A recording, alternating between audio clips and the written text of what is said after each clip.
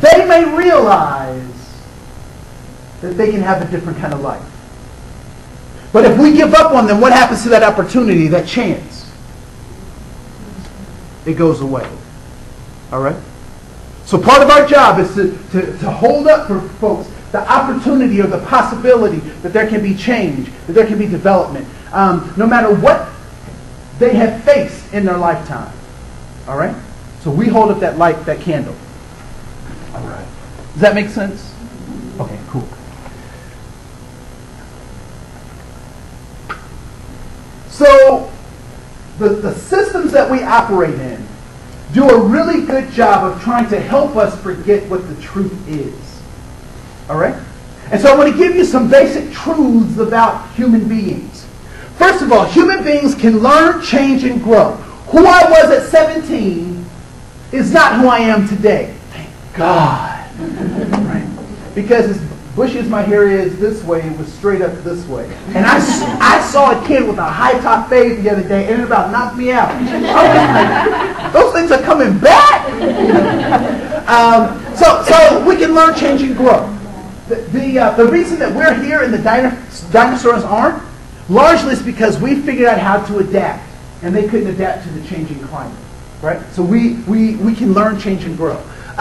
People do what they think works, even when it doesn't. Right? Sometimes you'll hear or see people in peculiar situations or bad relationships, and you're like, why don't you just blank? Why don't you leave? Why don't you do something different? Part of it is because they think it works. And I deal with parents sometimes that make some crazy decisions, like taking the child's social security number and procuring a credit card or something like that. That they really don't do it to ruin the child's life. They actually thought it would work. Right? And all human behavior is goal-directed. We all do something to accomplish some kind of goal. So if I'm in an abusive relationship, that's an important thing for you to know. That I'm not in this because I like getting beat up, but there's something that I'm getting out of that particular relationship that I need to uproot, because you can take the person out of the situation. My Aunt Tanya is notorious for this. All of her husbands and boyfriends have different names, different racial or ethnocentric backgrounds, but they're all the same person. You know what I'm talking about? Because there's something in her that says, I'm drawn to this archetype, and this archetype will give me what I think I deserve. All right? Next, attitude is a reaction to a goal. What have you been taught about an attitude? What have people told you about attitudes, or have you even had an attitude? Some of y'all got attitudes now. I saw it. Right? So what is an attitude?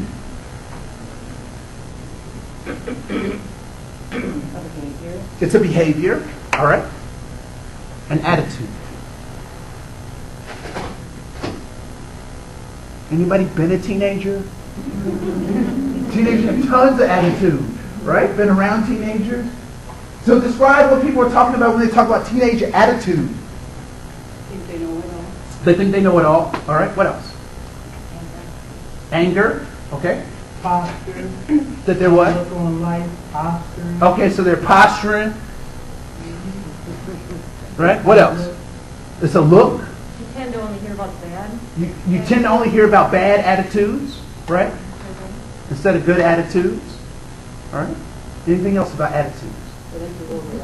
They like to roll their and their neck if they could, right? Can she? My 3-year-old niece does this. She goes. And she likes the lady with the white hair. She says, I want to see the movie with the lady with the white hair. I was like, what are you talking about? I was like, George Washington? And she was like, no, the lady with the white hair. And I was like, Medea. I was like, yeah, you're laughing hard. I like the serious girls. Oh, okay. The attitude, yeah, that whole attitude thing, right? It's not just teenagers. Yeah, and I like to say adults have attitudes too, but we're going to move on before we talk about that. So I was really confused about what an attitude was, because my parents would say, boy, fix your attitude, fix your face, and I'm like, and then I remember one time they said, go to your room till you learn how to act. So I went into my room and I was hanging out there for a while, and then I stepped out into the hallway and I said, to be or not to be? I spent a lot of time in my room. So that's not exactly what they were talking about in terms of attitude. And so I struggled with that until it came to me one day. So I told you before, my dad was a preacher. And so on Sundays, we would go to church from 7:30 a.m. to 11:30 p.m. We'd stop at 3 o'clock for chicken, not because we're black, but because chicken is delicious. So church all day on Sunday. So Friday night, I'd ask my dad for the car, and because my dad loves me, what does he say? He says, yes, come to me, right? So I get the car, I hang out with my friends, I put gas in the car, I come home before curfew, and my dad says I have what kind of an attitude? A good attitude, a positive attitude. And what do I say about my dad's attitude? He had a good attitude, right? He gave me the car. So I have a good attitude, my dad has a good attitude. So Sunday comes along. My best friend Dexter calls me and says, Andre, can you pick me up for the movies at noon?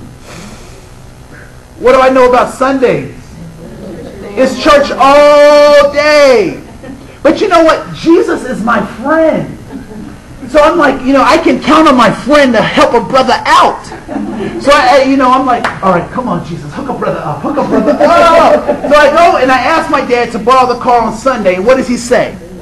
Not only does he say no, but he gives me a lecture about how I'm leading people to hell. Because every negative consequence of my house ultimately was hell. And either you could go there on your own, or my father would be happy to show you the way. Right? So I said, in response to asking for the car, my father saying no, I would say that my father had what kind of an attitude? A bad attitude. And what does my father say about my attitude? That it is also bad. So on Friday night I had a good attitude and my father had a good attitude. On Sunday I have a bad attitude and my father has a bad attitude. So what is it that actually determines one's attitude? The goal, or if you get what you want. Because I don't know if you've been around teenagers, but you deny a teenager of reaching their goal, they have the funkiest attitude ever. You're like, oh, I know you? Ooh. Right?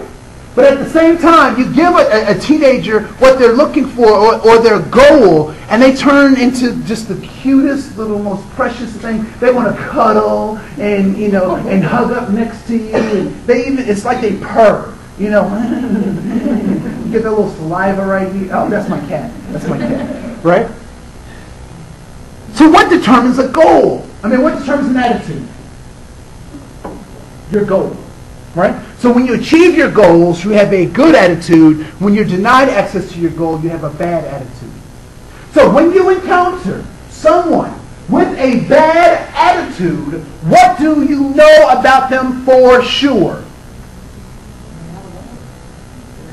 They've been denied access to their goal. So they're not reaching their goal. So as a helper, I have 2 steps that now are part of my responsibility of working with them.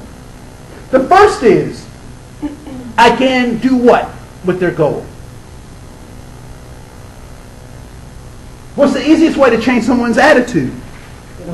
Help them get what they want. Help them reach their goal. And what if their goal is not, they don't have the skill to reach their goal, the resources aren't there to reach their goal, or it's just impossible for them to reach their goal? Then what becomes my responsibility as a helper? See if there's another goal. Help them figure what out?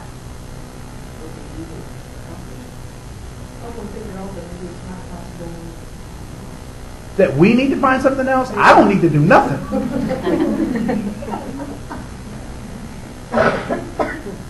Whose goal is this?